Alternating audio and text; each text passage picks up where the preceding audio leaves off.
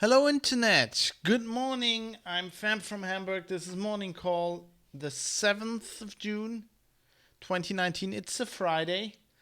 And yes, I'm a bit late. I'm extremely busy at the moment. I'm sorry. It's just piling up. Gritzi Aski. Gritzi, he says in the chat. Good morning. And also shout out to Thiago Salvador with the sub here supporting the show. Thank you for that. Um, Quick announcement, as I already said yesterday, this is going to be the last show for, I'm thinking about 3 weeks.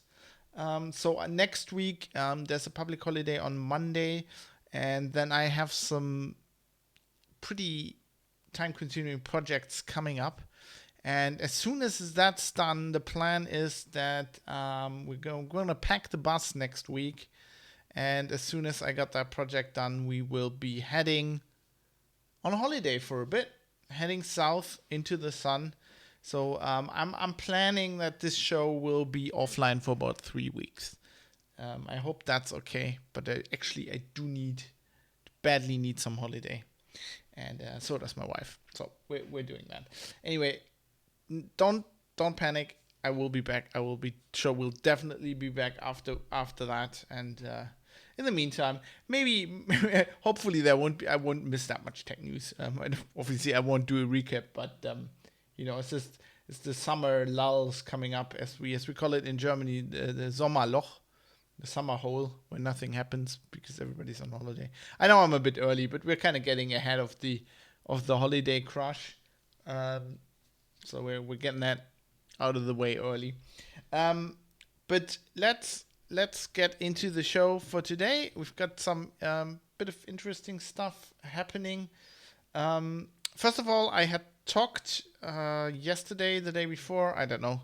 So there's a proposal by the interior ministries of the German federal states. They have a big conference coming up where they're discussing stuff. They have this proposal of using Alexa and other smart home devices or recordings from them in investigations, criminal investigations. Now the the ministry, so the Home Secretary, basically of Germany, so the federal ministry of the Interior, has said this is all good. We think this is good. They always kind of say this. They say the police needs to go with the times. The police needs they need to use every measure they can. They need all the help they can get. Interestingly, though, we now have the news, Heise reporting that the Justice Ministry, so also a federal ministry, the Justice Ministry is kind of saying, no, stop, hold it there for a second. We have this thing in our constitution, Priority in our one laws, message from Starfleet coming in on secured channel. CISPA resubscription, 2 months. Thank you very much. Much appreciated. Thank you. So we have this thing, not only in the constitution, but in our whole understanding of the criminal justice system, that somebody must not or doesn't have to incriminate themselves if they are under investigation. Which is it's well known in other jurisdictions as well. Obviously the UK has something like this. It works a bit different there, but in the US it's known as pleading the Fifth Amendment, taking the Fifth. And so basically, what the Justice Ministry here is saying, if it's your smart home.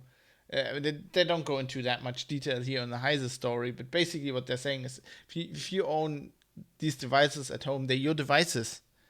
And if they record stuff in your home, that is akin to self-incrimination. So it wouldn't be right if investigators and if the state in investigating crimes looks at this. I hadn't thought of it that way. I thought of it as a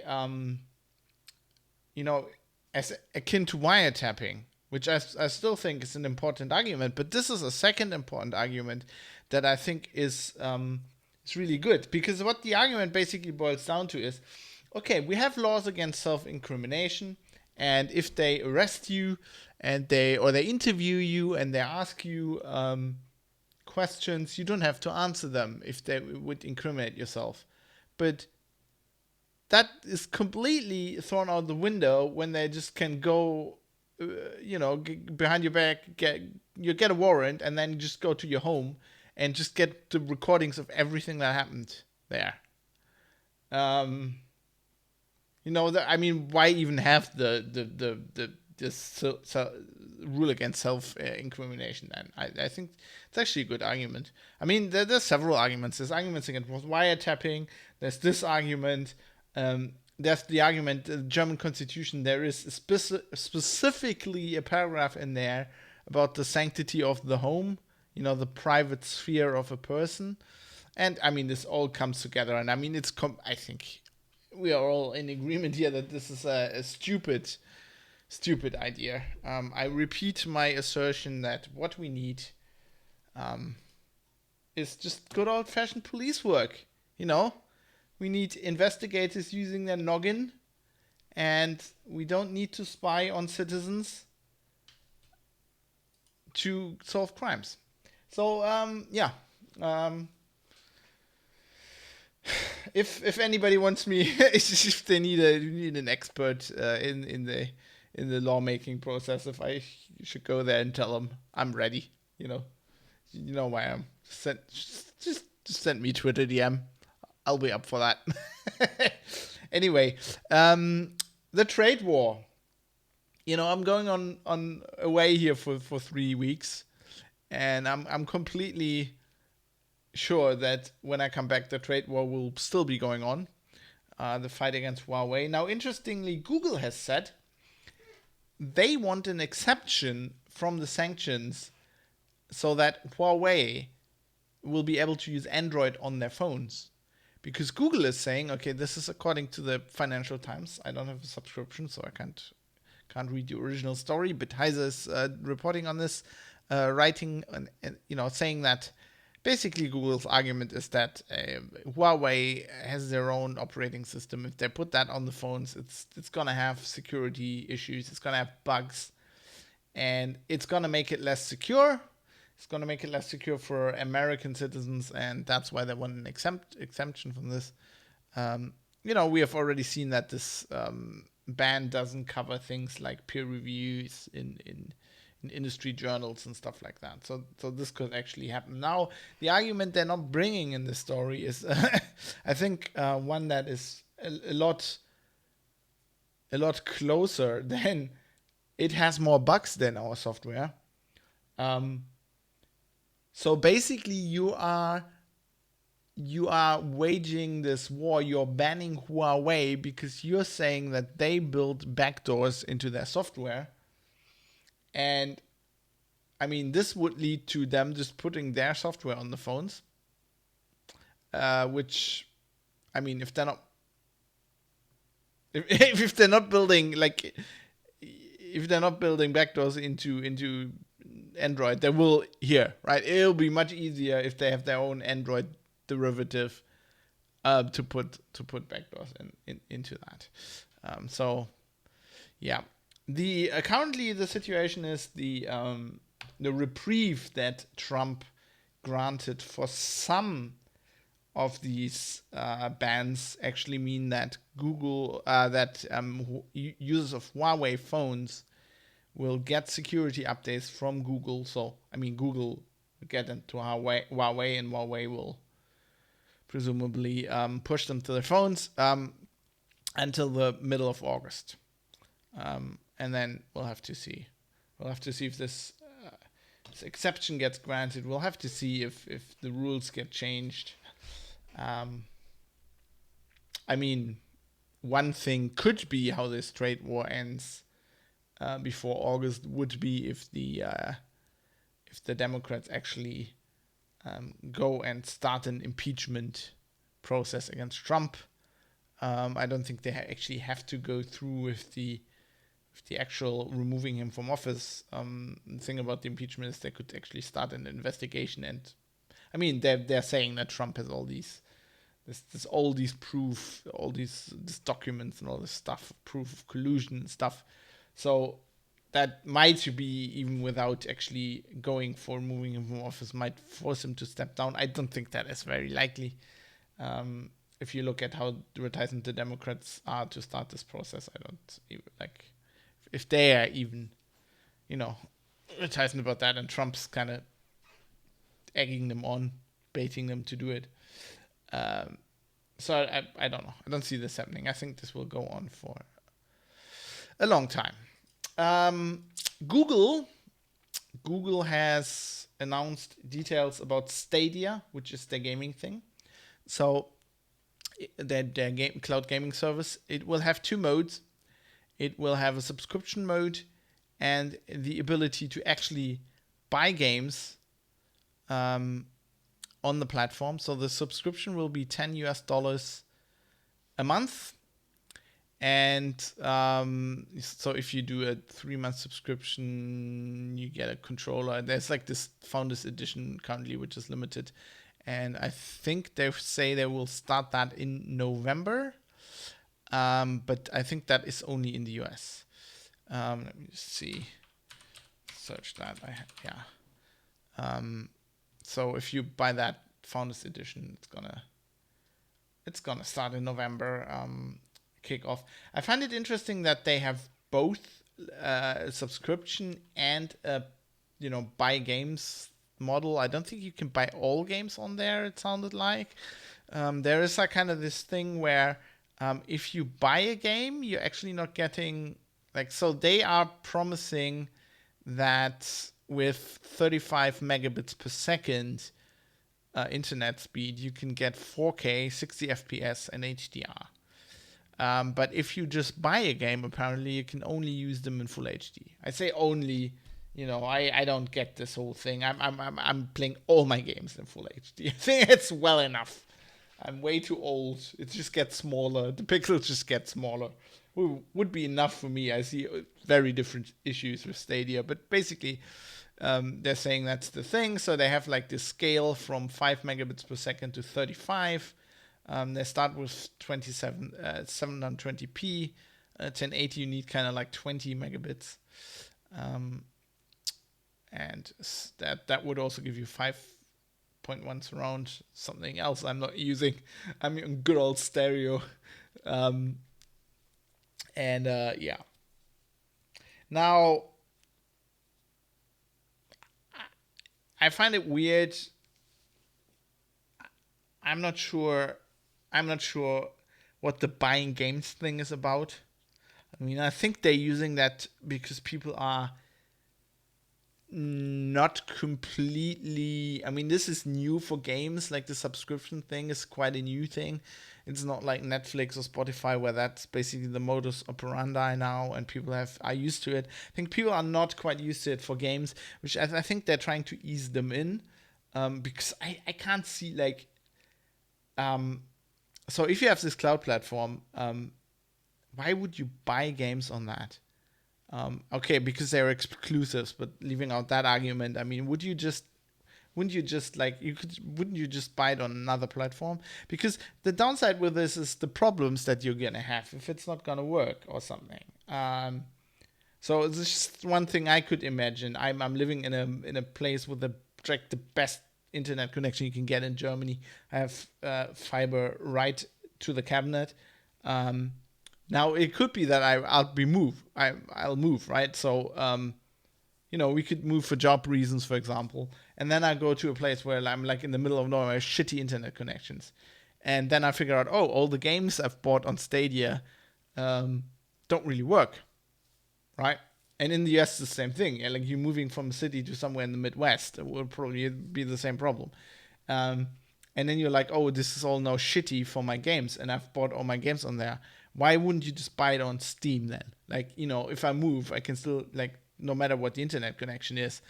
Yes, I will probably have to leave my PC on all night or 2 days to get all the games downloaded and get updates, but I will be able to play them, right? Once I can play them, I don't need like a beefy internet connection for most of them, if they're not like multiplayer games, right? So I don't really know why people would do that. I'm thinking they're kind of like trying to ease them. And if you have input on that, just tell me in the chat. I'll be interested to hear from you. I see a big issue with this.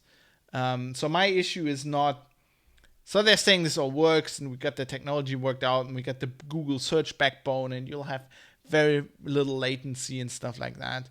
And that is not my issue with this at all. Like I completely can see. I don't know if it's going to be Stadia or if it's going to be the next thing in 2 years.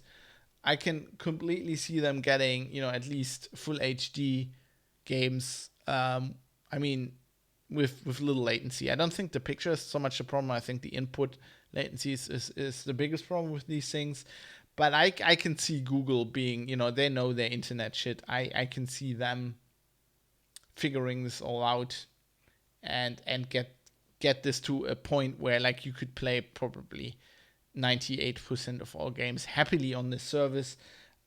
Maybe something like, if you're playing like a MOBA, or like if you're really competitive with like a shooter, like PUBG or something like that. I don't think it matters for Fortnite. I think that game's built around having latency, with the bloom shooting and everything. But like, highly competitive strategy games, shooters, I feel like there could be problems there, right?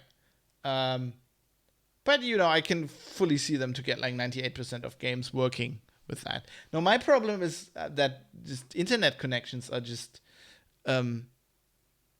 flaky. I'm very lucky here. I have a very good internet connection. It's very stable from like a premium ISP in Germany. But I've lived in places, like the place I lived in before is a relatively shitty ISP over cable. I lived in a place where there were no copper in the roads. There was no fiber. I was renting from several, there were several parties in like a big building complex. And like here, they have a deal with an internet service provider. I'm very lucky that here it's a good internet service provider, a good connection. That was a shitty connection, a shitty internet service provider, and you just can't get out. And I would just have these problems. Yes, like per se, I easily have 35 megabits per second.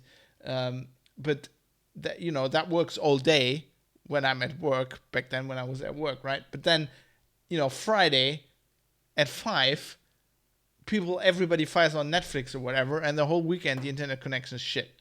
And it will go off for hours. It obviously always goes off when everybody's using it, so when everybody's playing it. And that was bad enough with Netflix and stuff like that. But with something like this, I think people underestimate how extremely annoying it is if you have a job and you have limited gaming time. You might have kids, and then the internet goes down or just goes shitty in exactly that moment. And there's lots of people with shitty internet connections. Not only in Germany, in the UK it's a big problem. In the US it's a huge problem. I was over there recently. If you look at the cabling even like for the internet is just horrifying. Stuff strung up on the houses, and you're like, wow, how is this going to run like high-speed internet? And I think this is, for the foreseeable future, this will be a service for like the elite. People who live in cities, people who have good internet connections. And even then, your life changes, you're fucked with something like this. And I think it's sensible to have your games like if my internet connection goes shitty, I won't be able to play like Magic the Gathering or whatever online game I'm playing right now, but I still have a hard drive full of games in my Steam library that I can fire up. But we'll see how that works. I think even more interesting than the actual Stadia announcement was the big game they were had secretly lined up that nobody knew was even in development, let alone from the studio. So Baldur's Gate 3 is coming, and now hold on to your fucking chairs. Not only is it coming, it's being developed by Larian. Fucking hell.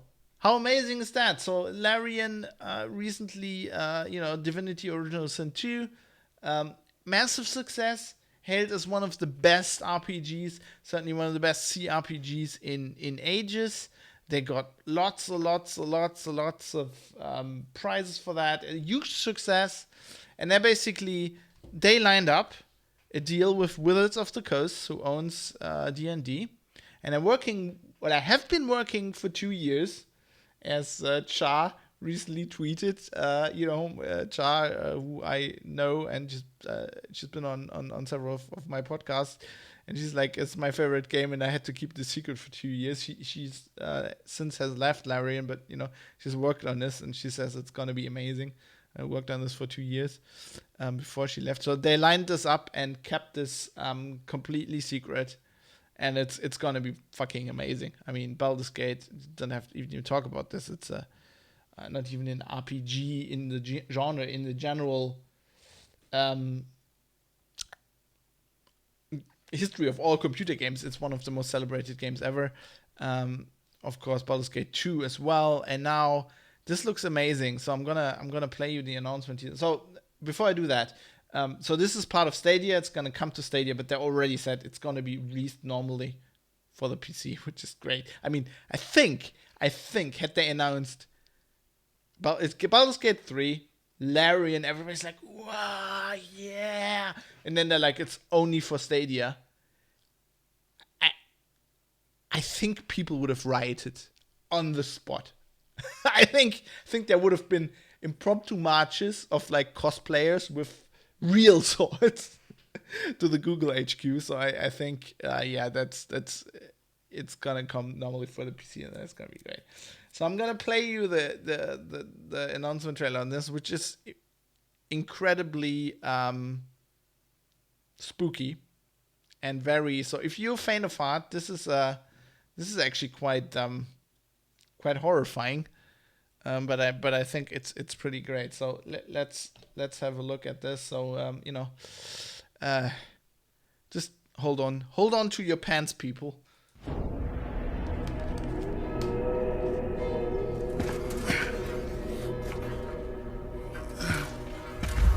Just parental advisory here. It's pretty graphic, but just look at that animation. I mean, look at, even if that's gonna be like the cutscenes, this is like 3 levels above anything we've ever seen in Divinity, and it looks like it's gonna be fucking dark.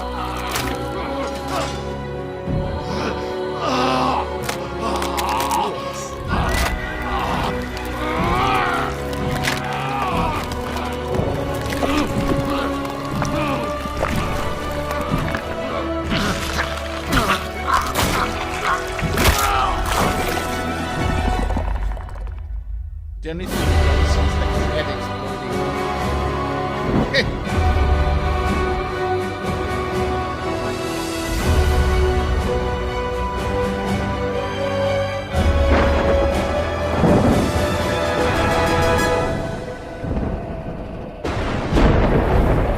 I mean, let's look at that. I mean, if you don't get this is the Larian logo, it's just amazing. Don't get goosebumps from that, you're either too young, in which case you're excused, or something's just wrong with you. And if you're too young, Baldur's Gate 1 and 2 there are special editions you can play these days. They're on Steam, on GOG, they're everywhere. Just get those and play those. I'm completely planning to do that again.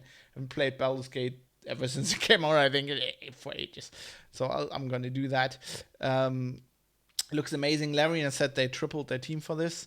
Obviously, if you read what Charles says, they've been working on this behind the scenes for quite a while. Amazing deal for them, I mean, just off the back of Divinity being amazing. And I mean, they must have lined this up way before then. And, just getting Wizards on board, doing the story together with Wizards. This is just going to be great. I mean, this is Wizards of the Coast and Larian. They're basically 2 of my favorite companies right now. I mean, Baldur's Gate, originally BioWare. If you had told me 2 years ago that there would be a new Baldur's Gate, and then we're going to take that away from BioWare would have been very mad 2 or 3 years ago. But ever since then, BioWare has just fucking crumpled. And I'm really glad Larian got this now. This is gonna be great. This is gonna be fucking amazing. Can't wait. Yeah, and one last story. After all of that, just to wrap it up, I just found this interesting and also a bit hilarious. So NPM having problems as always. The register reporting here on a blockchain company called Komodo. So they're not the guys with the certificates, not the CA. They have said that what they have discovered is there is an older JavaScript package to control or manage the Gamma cryptocurrency. I've never heard of that before.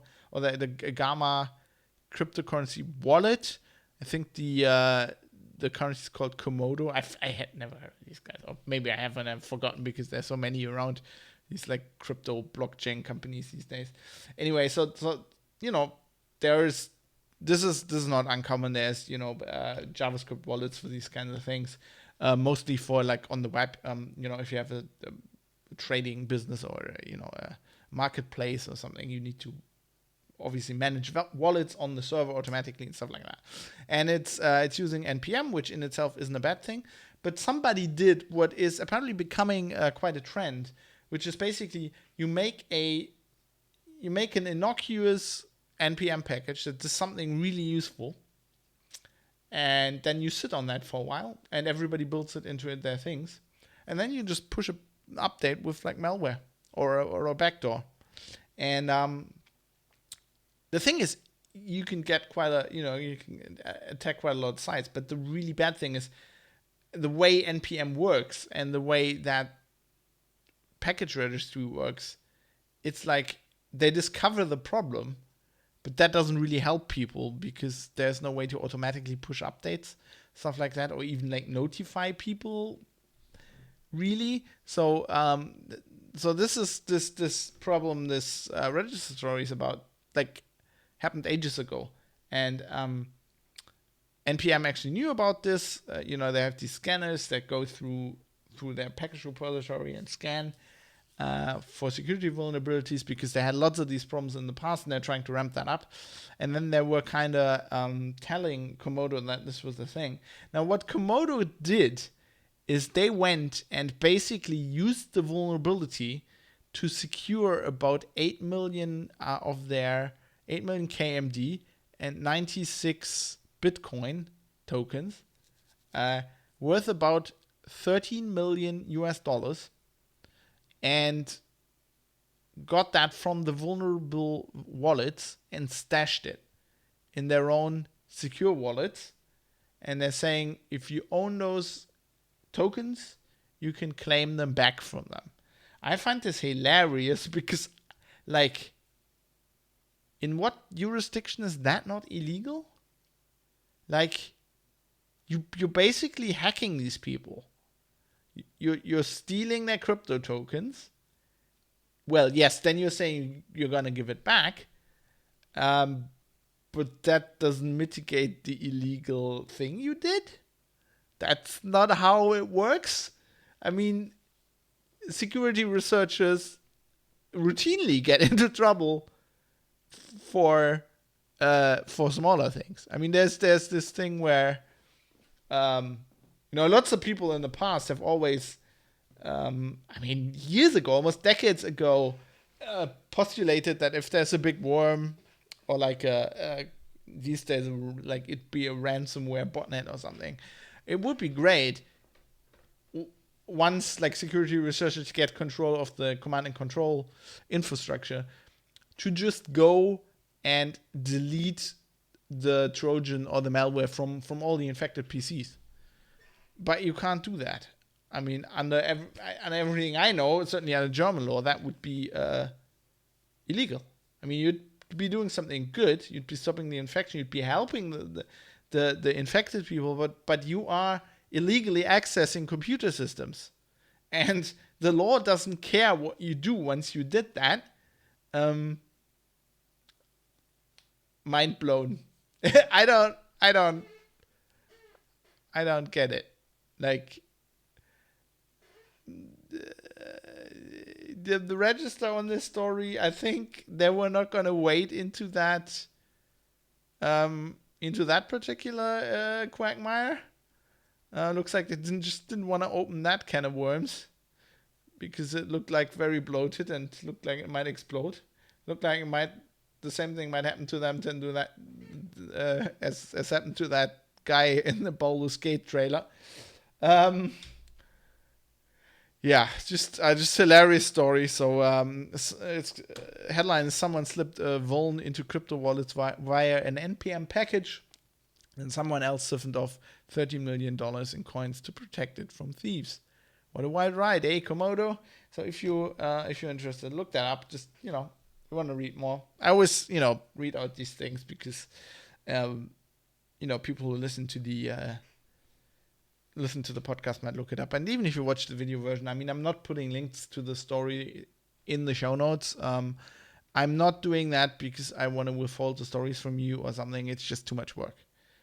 So it's already much work to do this show every morning. I'll try to push it out always as fast as I can. Sometimes that's way beyond noon. That's just because I'm really busy.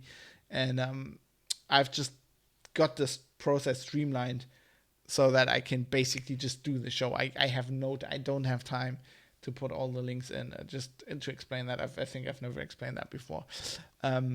So just so you know, but I'm always very transparent with my sources, and if I somehow could, I would give you that information in the show notes. It's just not something I can do right now. I'm already basically I'm not getting paid for this. I'm I'm very happy for all the subs and all the support, but it's not. I can't live off that. It helps, every little bit helps. But yeah. So just let you know that. But that's it for the show for today. That's all the interesting stories I found. And as I said, I'm gonna be offline here with this show for maybe 3 weeks. In which time I'll be mostly off the grid, pretty much in a camper van in the middle of nowhere. I think we're going towards Portugal. I don't know if let's see if we make it. Depends on how nice it is on the way, but we're gonna try. And just don't worry. If it takes a bit longer, don't worry. I'll just liked it so much that I stayed a bit. That's the beauty of having a van and being able to drive whenever you can and just take off. But thanks for watching. I promise I will be back with more tech news after the longest hiatus this show has ever had. But life is tough. That's how it works. Anyway, have a nice time in the meantime. I hope the weather stays that good. I hope everything you do gives you joy.